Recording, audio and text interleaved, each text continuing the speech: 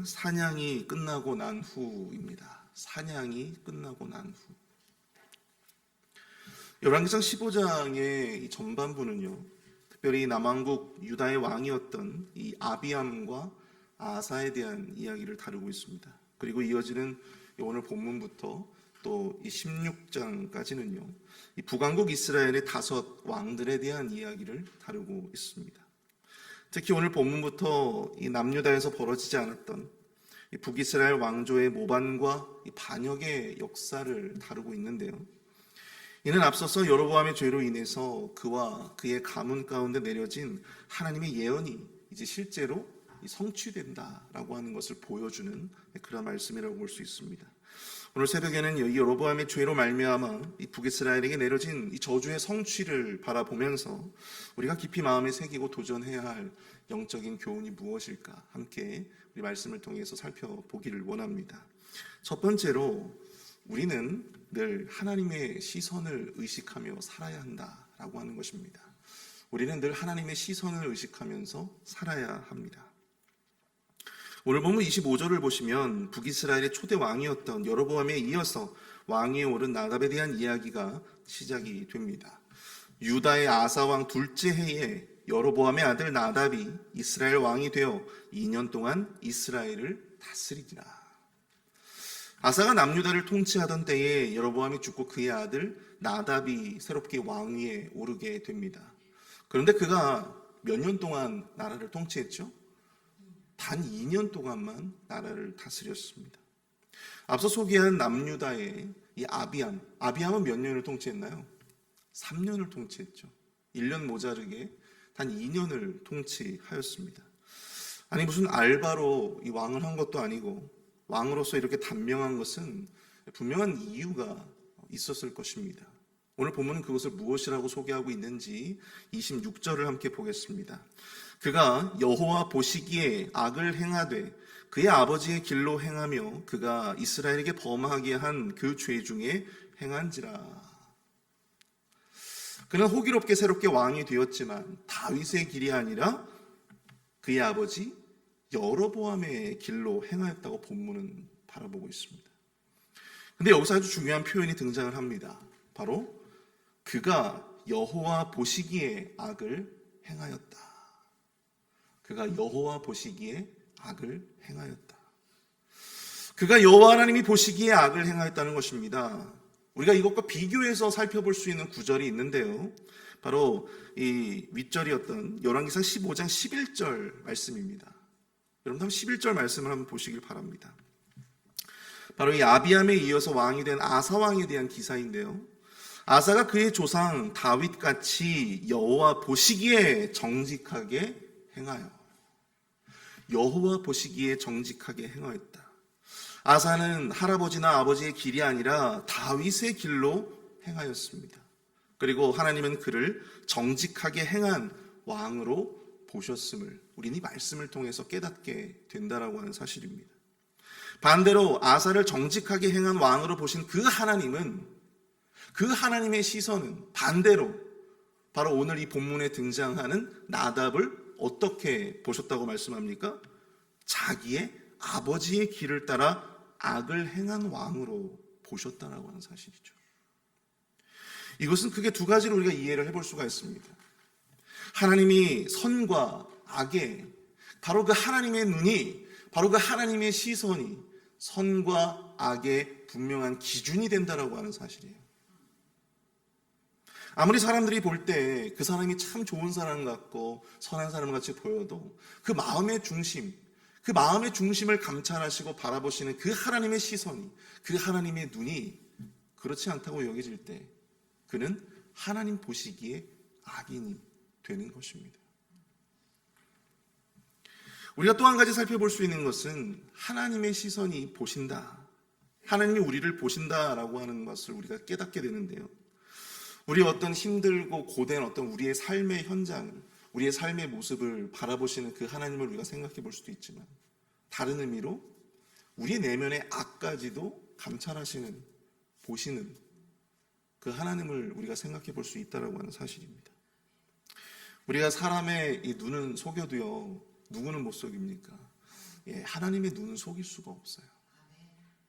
너무나 기본적이고 당연한 진리임에도 불구하고 이 눈에 보이는 사람을 의식하면서 그렇게 살아가기는 쉽지만 하나님의 눈에 보이지 않는 이 하나님의 시선을 우리가 의식하면서 살아간다고 하는 것이 목회자인 저조차도 그렇게 당연하게 쉬운 이야기는 아니다라고 하는 것입니다. 여러분, 이 성경에 등장하는 이제 나중에 이제 등장하게 될 왕 가운데 여로보암 2세라고 하는 왕이 있어요. 여로보암 2세. 여러분, 그 시기에요. 이 북이스라엘은 그야말로 태평성대를 맞이하게 됩니다.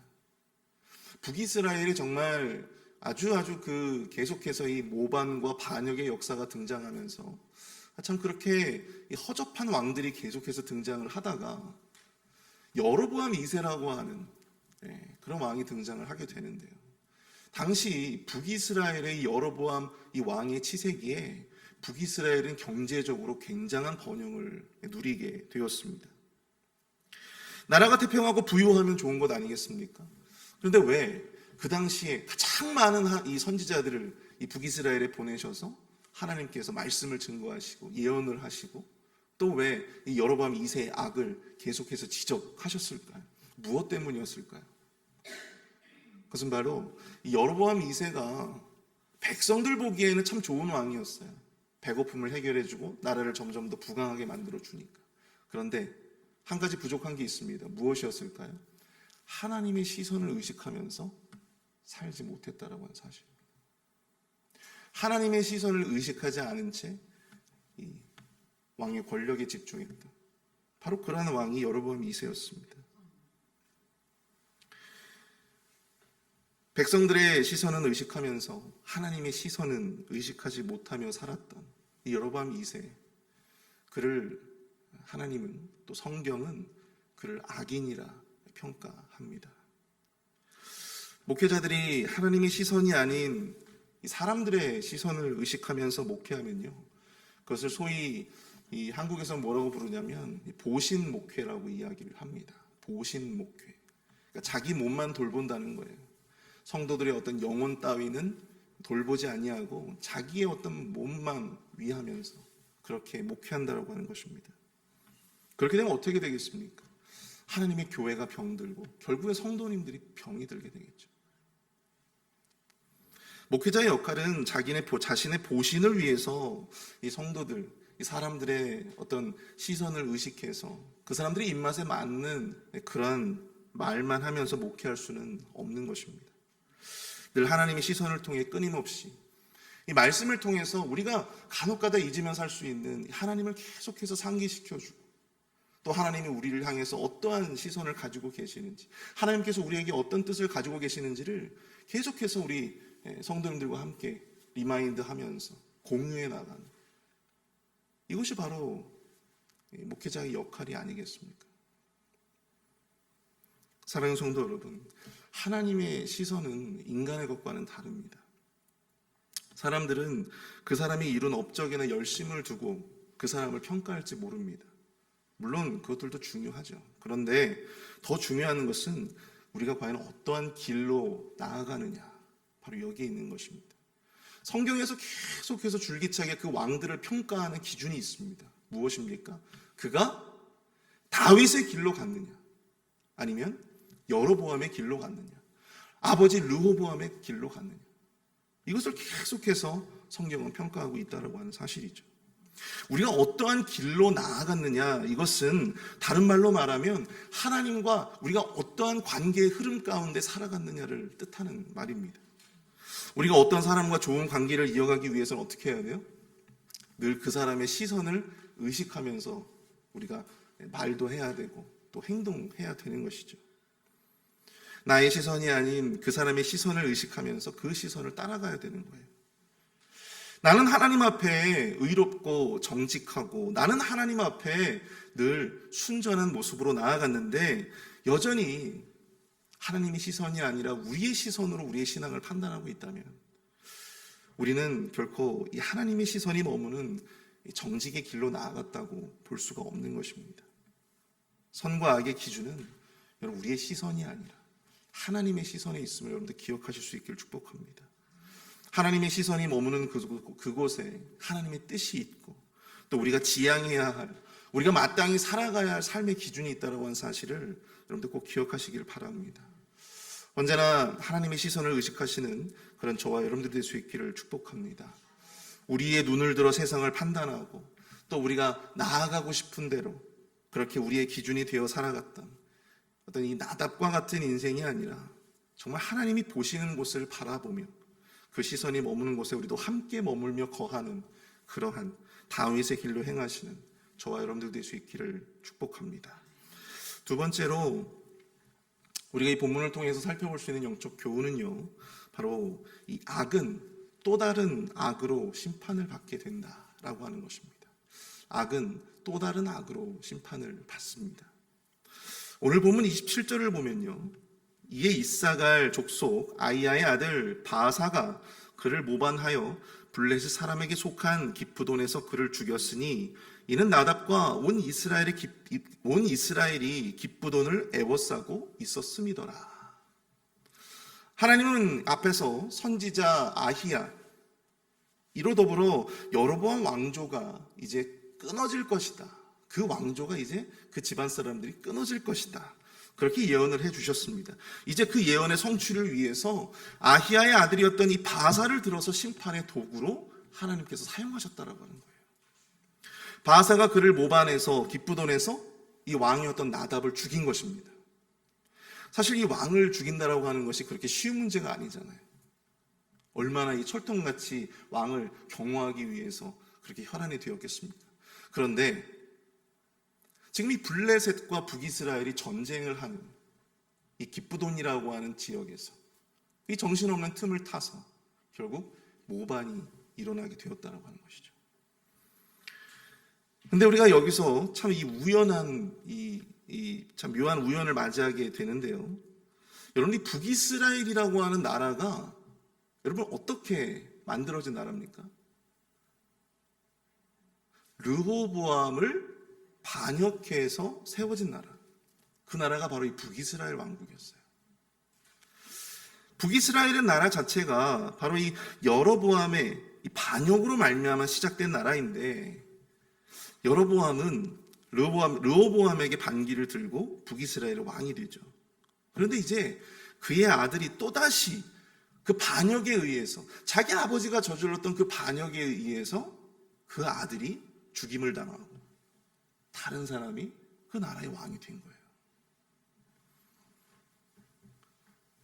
자신이 저지른 죄, 그 악으로 말미암아 같은 방식으로 또 다른 악의 심판을 받게 되었다고 하는 것입니다. 그런데 여기서 더 신기한 것은 무엇이냐면, 북이스라엘의 이 기프돈 공략 때 바사가 나답을 반역해가지고 이 나답을 죽였잖아요. 그런데 후에 시간이 흘러서 이 바사가 왕이 되잖아요. 그리고 그 아들이 엘라라고 하는 왕이 또한 세워지게 되는데, 이 사람도 북이스라엘이 다시금 이 기프돈에서 블레셋과 전쟁을 치를 때 그 2차 공략 때 시므이라고 하는 사람에게 또다시 반역을 당해서 죽게 되었다는 사실입니다. 반역에 의해서 나라가 세워졌는데 계속해서 반역에 의해서 그 나라가 계속 이렇게 부침을 겪게 되었다고 하는 사실이죠. 이것을 또한 세하려 보니까 총 9번이나 이 북이스라엘 왕조에서 반역이 일어나게 되었다고 하는 사실입니다. 사랑하는 성도 여러분, 우리가 이 북이스라엘의 역사를 보면서 어떠한 생각을 해볼 수 있을까요? 죄는 또 다른 죄를 부르고 악은 또 다른 악을 부르게 되는 것입니다. 그리고 자신이 저지른 그 악으로 말미암아 결국 자기 자신도 똑같은 방식으로 그 악의 피해를, 그 악의 고통을 경험하게 된다고 하는 사실이에요. 바로 이것이 하나님의 원리입니다. 여로보암의 죄를 심판하기 위해서 일시적으로 사용된 바사 역시 그 또한 다윗의 길이 아니라 악의 길로 행하여 결국 그 왕조 또한 앞서 말씀드린 대로 또 다른 반역의 제물이 되어버리고 말았습니다.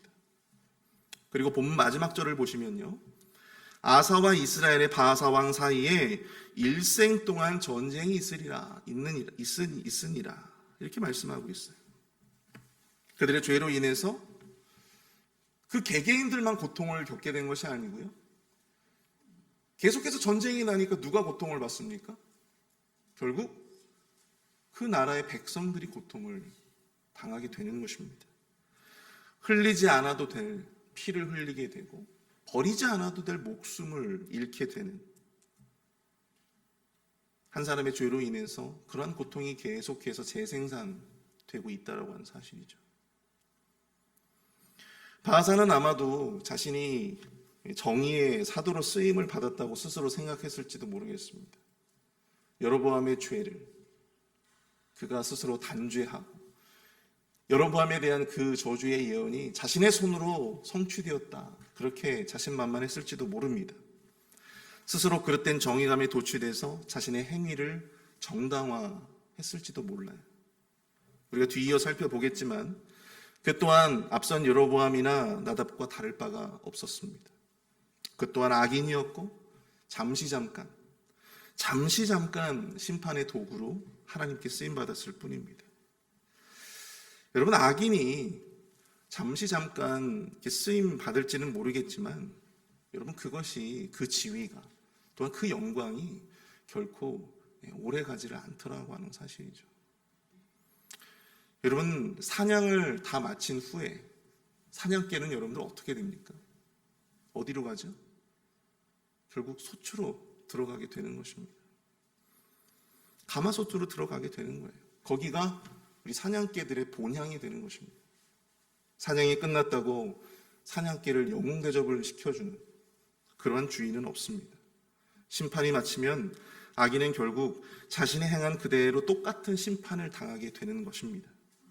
그렇게 심판의 도구로 잠깐 쓰임받는 것이 그 자체가 저주라고 했던 사실, 저주라고 하는 사실을 아마도 이 바하사는 결단코 그 당시에는 몰랐을 것 같습니다. 여러분들은 바하사의 인생을 어떻게 생각하십니까? 아무리 하나님의 심판의 도구로 쓰임받았다 하지만, 그래서 스스로 왕이 되었다 하지만, 여러분, 그 인생을 부러워할 사람이 과연 있겠습니까? 만약 그가 반역을 했다 하더라도 그가 다윗의 길로 행하여 하나님을 향한 순전한 신앙을 가지고 살았다면, 그렇게 백성들을 통치하고 그렇게 나라를 운영했더라면 아마도 그와 그 왕조는 더 오래, 어쩌면 영원히 그 왕조가 지속되었을지도 모르겠습니다. 그러나 그는 잠깐의 심판을 위해 쓰임받았던 그저 악인이었을 뿐입니다. 저와 여러분은 이런 쓰임을 받지 않게 되어지기를 축복합니다. 죄는 죄를 부르고요, 또 악은 악을 부르게 되어 있습니다. 자신이 저지른 죄, 그리고 그 악 그대로 보응받는 것이 하나님의 뜻이고 성경의 원리입니다. 악인이 누리는 잠깐의 번영을 따르지 아니하고 언제나 의의 길에 서서 하나님의 의의 도구로, 또 선한 도구로 쓰임받으시는 저와 여러분들이 될 수 있기를 축복합니다. 또한 자신이 저지른 죄 그대로 언젠가는 그 자신도 똑같은 방식으로 결국 하나님의 심판을 당하게 될 것이다라고 하는 사실을 기억하면서 우리가 언제나 우리의 삶에 나의 시선이 아니라, 사람들의 시선이 아니라 하나님의 시선을 늘 의식하면서 그렇게 의의 길로 행하시는, 그러기를 도전하시는 저와 여러분들이 될 수 있기를 축복합니다. 우리 말씀을 생각하면서 우리 이 시간 함께 좀 기도했으면 좋겠습니다. 우리가 언제나 하나님의 시선을 의식하면서 하나님의 뜻에 합당한 그러한 삶을 살게 해 주시옵소서. 우리가 악의 도구가 아니라 사람을 살리고 공동체를 살리는 의의 도구로 쓰임받을 수 있도록 인도하여 주시옵소서. 우리 마음을 합해 합심해서 기도로 나아가도록 하겠습니다. 함께 기도합니다.